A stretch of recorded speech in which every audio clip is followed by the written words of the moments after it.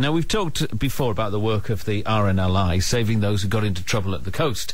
And it doesn't take much to get caught out by the tides, especially at spots where there's a risk of getting cut off. On Tuesday, 2 men and their dogs found themselves in a tight spot at Saltburn when the tide started rushing around them.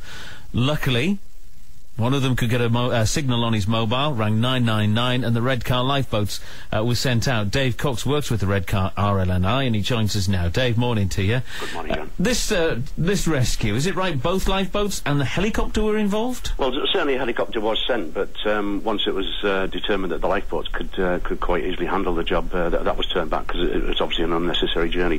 So yes, we use both the lifeboats from Redcar in tandem to effect rescues at Saltburn. We're getting very well practiced at doing that.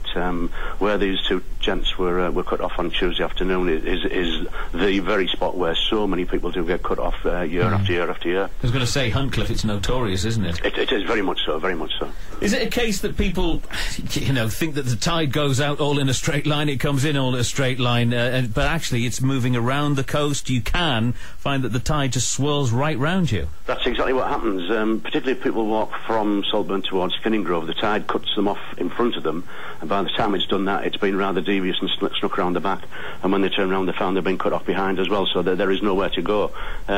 Really what people need to do is to look at the tide times and give the tide plenty of time to have gone out and be away from the area well in time before the tide starts to come back in. Where do we find the tide times then? Well, they're published in the local papers. You can find them online. Some shops display them in the windows and so on. There's a number of sources. You can buy them as well if you're a regular user of the coast. You can buy them and have them at hand all the time. What sort of state were the fellas in when they got into the lifeboats? Well, first of all, they were very glad to see us, and Shelley, their dog, the Staffordshire Terrier, she was delighted to see us, although she didn't like the ride in the lifeboat a great deal.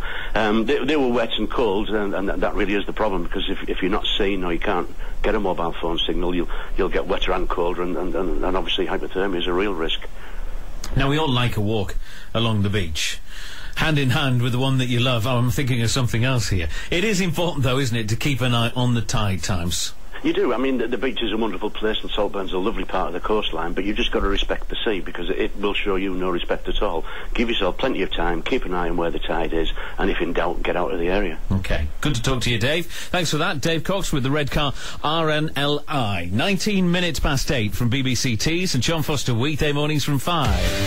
On air and online. This is BBC Tees.